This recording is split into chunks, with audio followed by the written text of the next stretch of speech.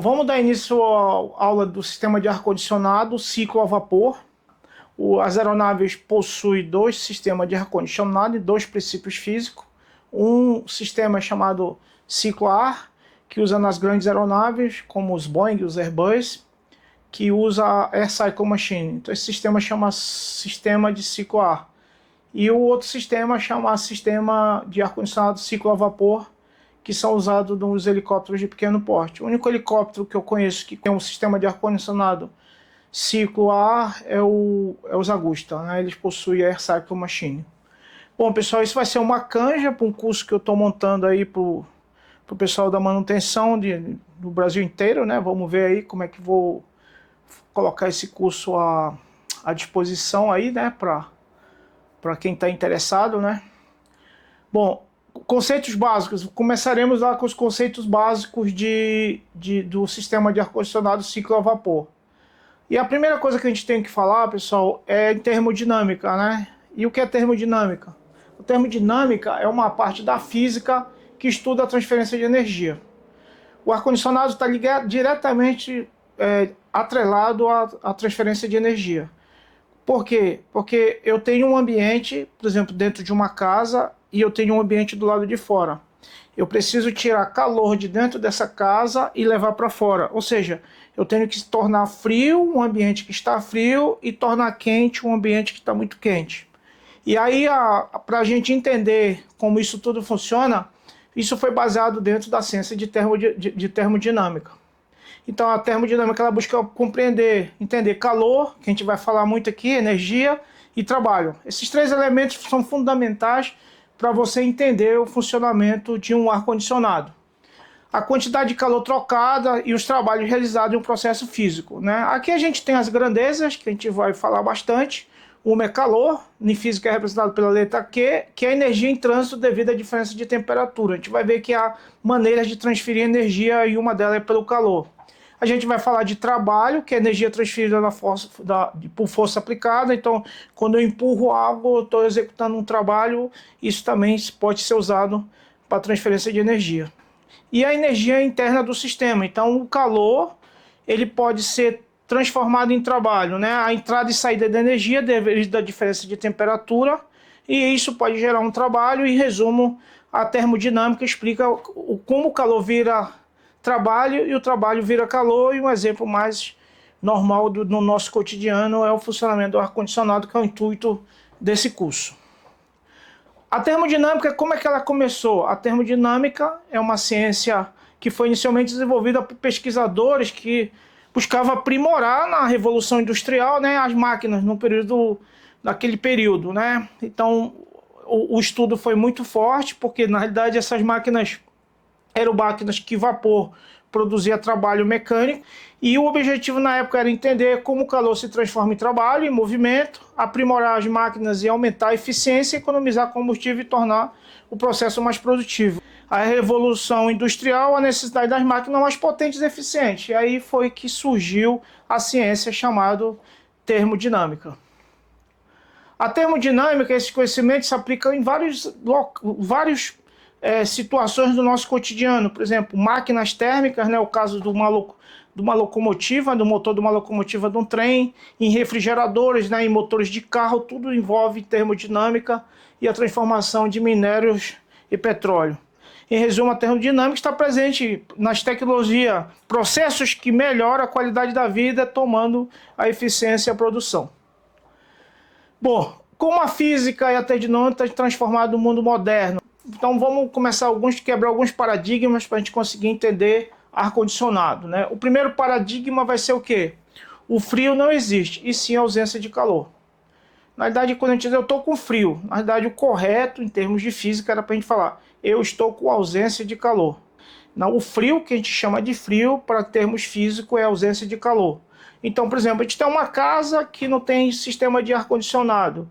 O calor está ali, né? Então, na realidade, o que está acontecendo ali é que não houve uma maneira de tirar esse calor de dentro da casa. Nós, seres humanos, somos a maior fonte de calor dentro de um sistema. Nossa temperatura, a gente vai ver aí, é mais ou menos 36,5 graus, e a gente irradia calor dentro do ambiente. E quando você tem um ar-condicionado tirando essa energia térmica de dentro do ambiente e levando para fora, a gente tira o calor e aí a gente tem a sensação de frio. E aí, para a gente fechar, é o seguinte: o ar-condicionado simplesmente é uma bomba que remove o calor do ambiente. Isso é um dos inventos, eu acho, mais grandioso que a humanidade já fez, né? Porque está diretamente ligado a conforto do ser humano. E uma máquina, o ar-condicionado é uma máquina que transforma energia. Pega o calor de dentro do ambiente e joga para fora, né? Então tá aqui o calor do ambiente, a bomba de calor, que é o ar-condicionado, libera o calor para a atmosfera. Então ele não cria frio, ele não cria calor, apenas transfere a energia que está de calor de dentro do ambiente para fora, tá? E a física e a termodinâmica estão presentes nas tecnologias e melhoram a vida de todos nós do dia a dia, né? E entender como elas funcionam torna nós preparados para o futuro. Isso é um conceito básico para vocês terem uma noção de termodinâmica.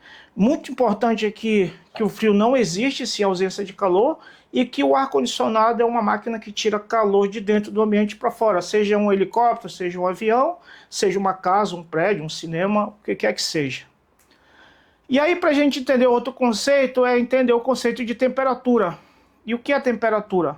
Temperatura, pessoal, é o grau de agitação das moléculas.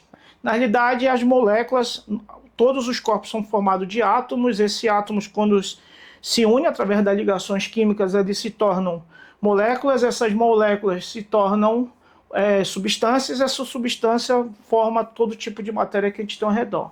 Essas moléculas, elas têm movimentos maiores e movimentos menores. Quanto maior esse movimento, que isso se chama energia cinética, o grau de agitação dessas moléculas, mais a sensação de calor a gente tem. Então, é muito importante colocar na cabeça que temperatura é o grau de agitação das moléculas. Para aumentar a temperatura do corpo, é preciso aumentar a energia, desse modo, fazendo com que as partículas fiquem mais agitadas. Então, quanto mais as moléculas se agitarem, mais esse corpo tem temperatura. Por exemplo, molécula menos agitada. Esse é um recipiente, esses pontinhos azuis são as moléculas, elas estão se agitando muito pouca energia cinética, ela tem baixa temperatura.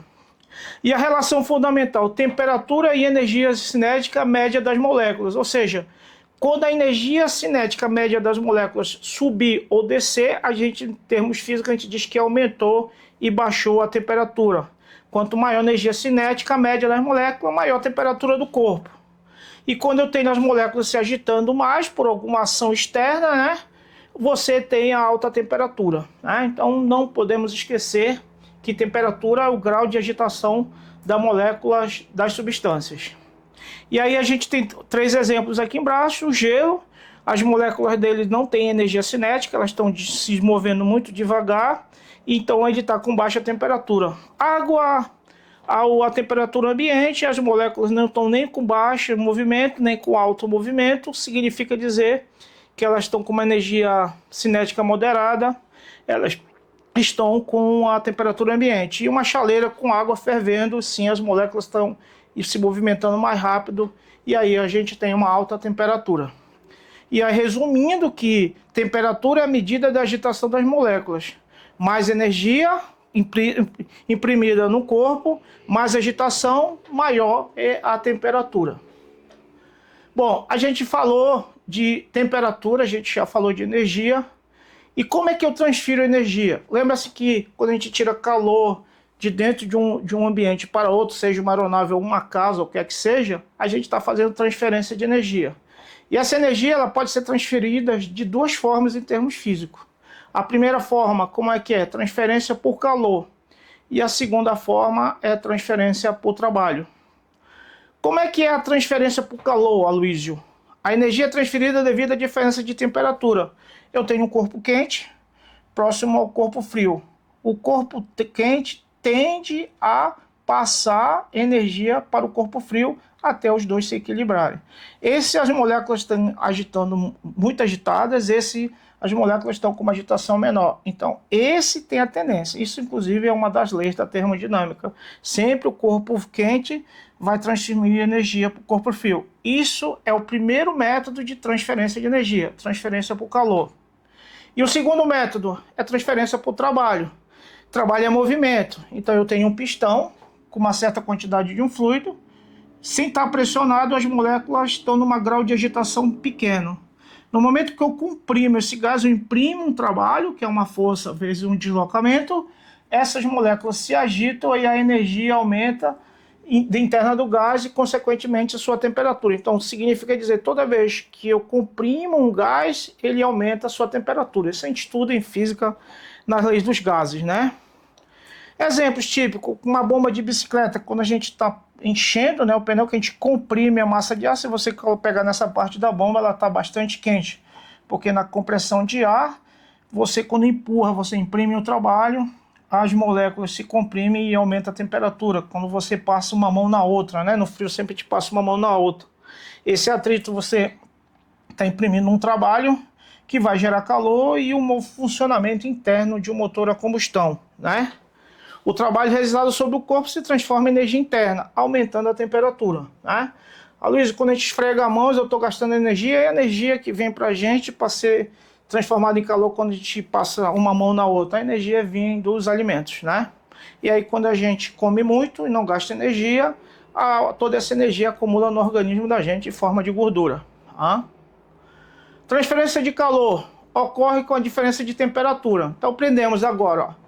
Se eu tenho um corpo quente, eu tenho um corpo frio, sempre o corpo quente vai transferir energia para o corpo frio através da transferência de calor.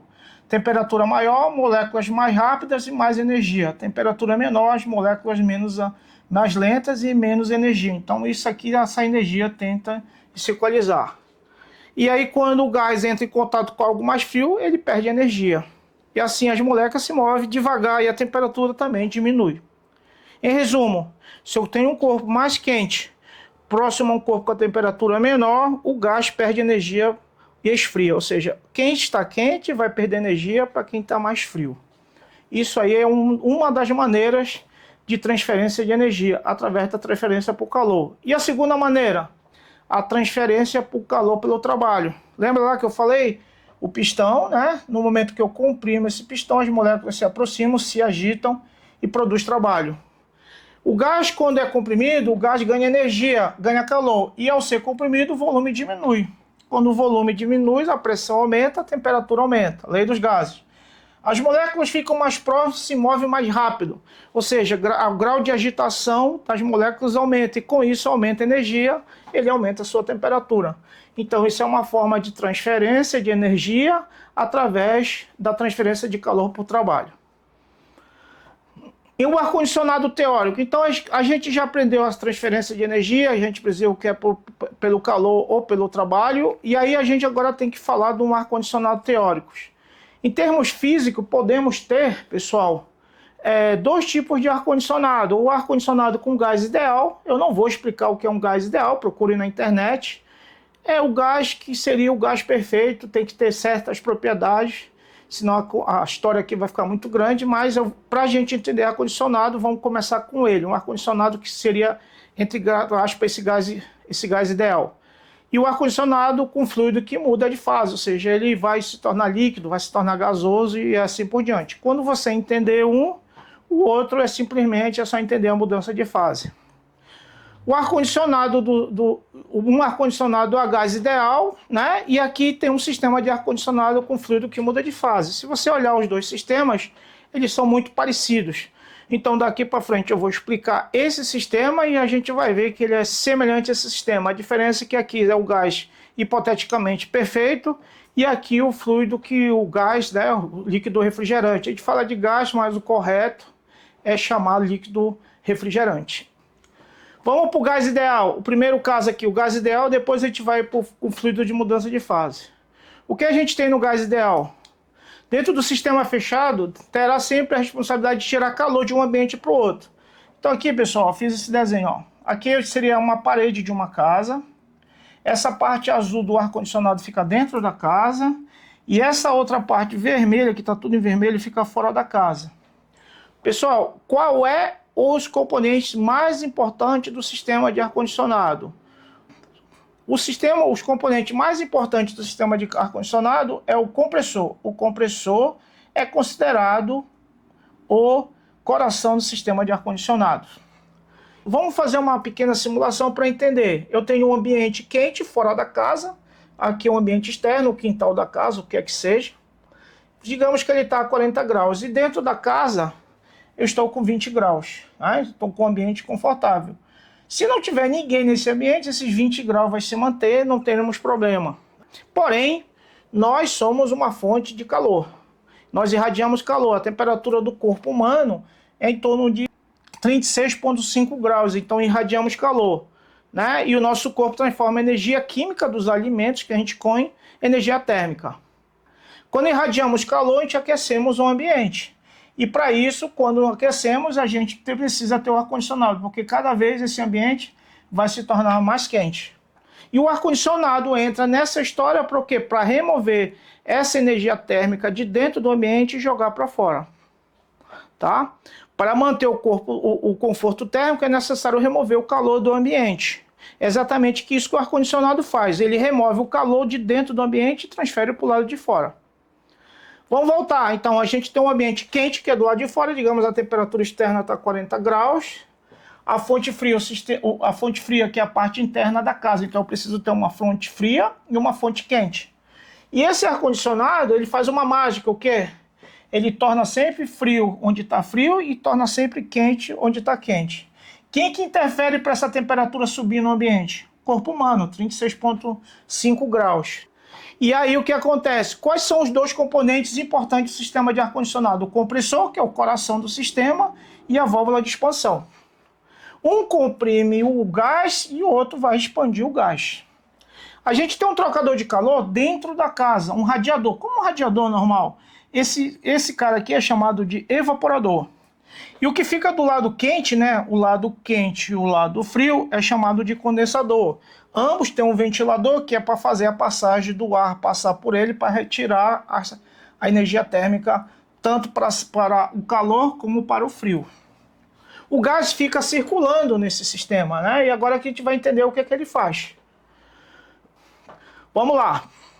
Vamos supor, pessoal, que a temperatura do gás que saiu da válvula de expansão está mais ou menos 4 graus. Depois a gente vai entender esses 4 graus, de onde ele aparece quando a gente der a volta no sistema. Quando ele chega no evaporador, ele vai ganhar 1 grau, ou seja, a gente tem um calor, uma fonte de calor que mais é a gente, mas pode ser uma geladeira, pode ser um rádio, pode ser uma televisão, pode ser um monte de coisa. E aí esse calor que a gente imprime, o evaporador vai absorver esse calor para deixar o ambiente mais frio. E aqui no nosso sistema ele subiu somente 1 grau. Ele roubou somente 1 grau. Mas, Aloysio, por que ele faz isso? Lembra-se da transferência de calor? Sempre do mais quente para o mais frio. Como 20 graus é mais alto que 5, a energia térmica é passada para o evaporador. E aí quando o gás sai do evaporador, ele sai um pouquinho mais quente. Vamos supor que ele aumentou 1 grau. Esses 6 graus que saem de dentro da casa para fora, ele não tem como fazer nada aqui fora. Então, o que a engenharia fez? Para que se tire a energia térmica desse gás, é preciso comprimi-lo. Comprimi-lo como? Imprimindo o trabalho. Então, a transmissão do helicóptero vai lá e comprime o gás. Eu transformo, lembra lá da transformação de energia? Trabalho em energia térmica. Por quê? Porque quando esse gás comprime, aumenta a sua temperatura. A pressão subindo de um gás, a temperatura sobe e o volume diminui. E aí ele comprime. Quando ele comprime, as moléculas do gás elas se agitam, ele vai chegar a 55 graus. Quando ele chega a 55 graus é mais quente do que 40. Então, esse cara vai querer transferir calor para o meio, porque a temperatura dele é maior e a temperatura é menor. Lei dos gases, né? Sempre o mais quente vai fazer o que? Transferência de energia para o mais frio. 40 graus não é frio, mas em relação a 55 é. E aí esse gás vai transferir a energia para a atmosfera como? Através de um fã que vai tirar a energia térmica desse gás. E quando ele sai do evaporador, nesse ponto aqui, ele é todo gás. Quando ele entra no condensador, a temperatura dele cai um pouquinho, aí ele passa a ser líquido. Nesse ponto, depois do condensador, ele passa a ser líquido, né? O condensador, pessoal, além de tirar a energia térmica do gás, ele é responsável também por dar uma pequena comprimida pela diferença da área dos tubos daqui, né? Que faz o vai e vem, certo? Então esse calor tira, ele vai sair daqui com 54 graus e vai chegar aqui com 53. Aqui ele vai perder 1 grau, mais ou menos, ou 2, e aqui vai chegar, vai chegar com 53. Esse 53 graus chega na válvula de expansão, e a válvula de expansão possui um furo bem calibrado, bem fininho, e esse furo vai fazer o quê? A pressão do gás cair abruptamente e sua temperatura. Ou seja, o gás vai perder energia, mas como ela perde energia, Luísio? Através também de trabalho.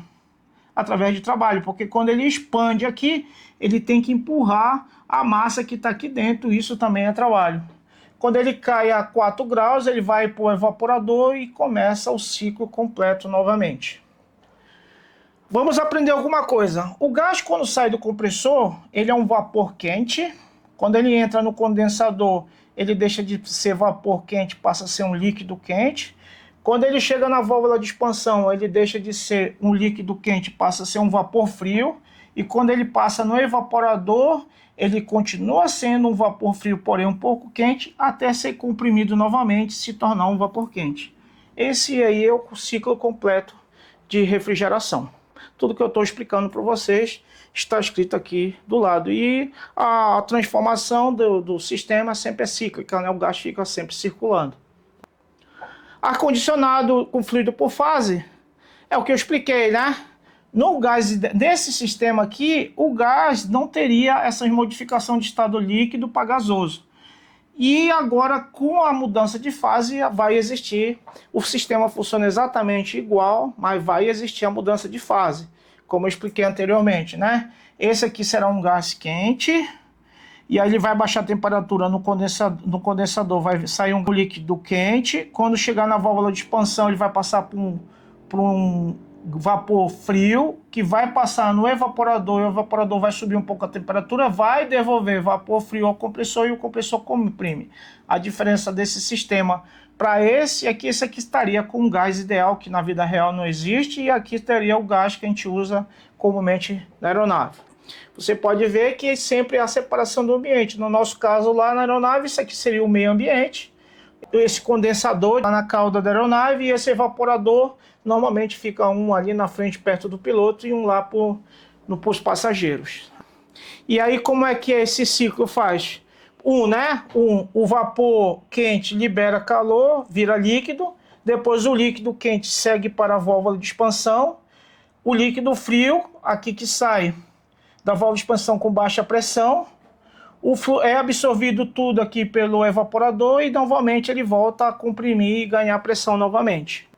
O condensador remove o calor do sistema, o evaporador esfria o lado frio do sistema. Por isso que toda vez que entra alguma fonte de calor, seja um ser humano, seja o que for aqui, sempre o evaporador vai tirar esse calor e levar para o gás para que o condensador do lado de fora mande para a atmosfera. Com isso eu mantenho o ambiente de dentro frio e o ambiente de fora quente.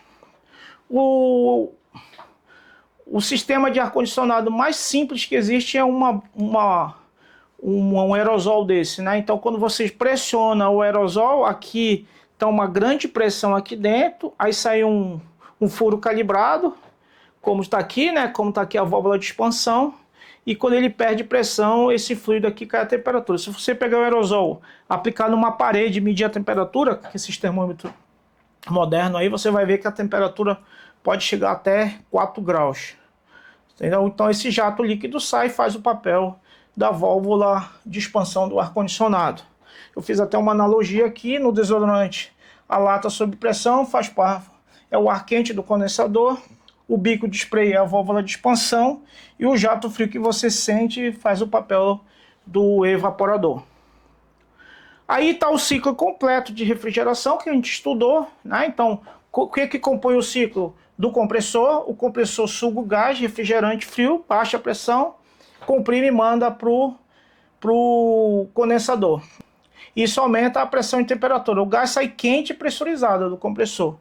Depois o que ele faz? Ele vai para quem? Vai para o condensador. O que o condensador faz?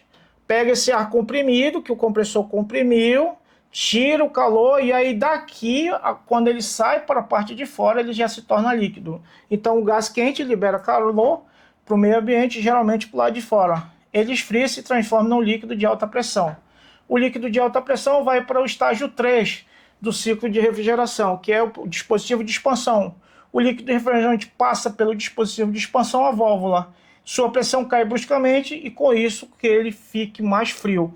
E aqui, quando a gente sai aqui, sai o vapor frio, que vai no evaporador, que é o último item do ciclo de refrigeração.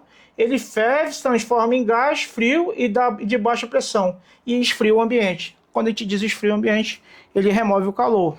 O líquido frio entra no evaporador e absorve o calor do ambiente que queremos resfriar. Aí é um exemplo de um splitter, né, caseiro. Aqui a gente tem um condensador. Está aqui esse condensador. Aqui a gente tem o compressor. Está aqui o compressor. E aí as tubulações vai para onde? Para o evaporador que está dentro da casa. Dentro da casa da gente só está o evaporador. E ele retira o calor do meio ambiente e devolve pela tubulação. Que tubulação, Luiz? Essa aqui, ó. Essas tubulações. E aí tem uma tubulação aqui adicional que é o dreno de água. Porque quando foi se projetado o ar-condicionado, se tinha duas preocupações na época. Uma preocupação era esfriar o ambiente e a outra tirar a umidade. Isso a gente vai estudar mais adiante. E aqui, pessoal, está um conjunto completo de ar-condicionado, né, de uma aeronave, né, onde a gente tem um compressor. O compressor ele pega o trabalho, ele pega a energia mecânica da transmissão e comprime o gás. Esse gás sai quente, né, aqui do compressor, vai até o condensador, ele perde calor no condensador, que tem um faro ficar tirando esse calor daqui. Quando ele sai daqui, ele já sai líquido, e líquido em alta temperatura que vai na válvula de expansão. A válvula de expansão tem um furo calibrado que fica modulando, né? A modulação é 6, 4, 2 milímetros, é muito pouca. E aí sai o vapor, né, frio, né, que quando cai a pressão, cai a temperatura. E aqui, quando ele sai daqui, parte desse gás ele pode estar líquido e parte pode estar vapor. E talvez ele nunca vai estar só líquido ou só vapor. Passa no evaporador, transfere energia para o ambiente, remove o calor e devolve para o compressor.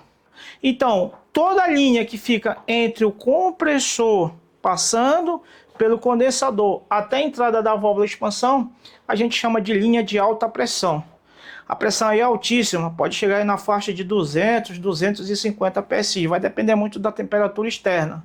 E toda a linha depois da válvula de expansão, até passando pelo evaporador até chegar ao compressor, é chamado de linha de baixa pressão. A gente vai aprender lá na frente, pessoal, que essa linha de baixa pressão, com esse gás, se essa linha de alta pressão estiver com 25 PSI, que se você pegar esse 25 PSI desse gás que a gente usa e colocar na tabela com relação à temperatura, vai dar próximo a 0 graus. Então, o mais importante de tudo é o seguinte: quando você colocar o gás no sistema, a pressão de baixa não pode ficar muito diferente de 25 PSI, conseguindo a maior pressão de alta. Porque a pressão de alta ela é importante para que tenha energia para pulverizar aqui. E se tiver a pulverização aqui por causa dessa alta pressão, o sistema se torna mais eficiente. Aí tem uma máquina termodinâmica, que já vimos, o ar-condicionado. Aí já vimos os 4 ciclos de ar-condicionado, do compressor, do condensador, do dispositivo de expansão, válvula de expansão e do evaporador. Como esse ciclo se processa. E são as aplicações, prédios, data center. Hoje os data centers dos grandes sistemas, se não tivesse ar-condicionado, eles aquecem muito, não teria. Hoje os carros aí elétricos, né, pouca gente sabe, mas quando ele está sendo carregado na bateria, o ar-condicionado está ligando para refrigerar a bateria. Se o ar-condicionado do carro elétrico pifar, não dá para carregar a bateria, porque o sistema de computação vai lá desligar o sistema para não deixar as baterias aquecer. Processos industriais, cadeia de frios, alimenta assim por diante. Move o calor e não cria frio. Manipulação de pressão de força de evaporação e essencial para a vida moderna, o ar-condicionado. Ninguém mais vive, eu não vivo sem ar-condicionado.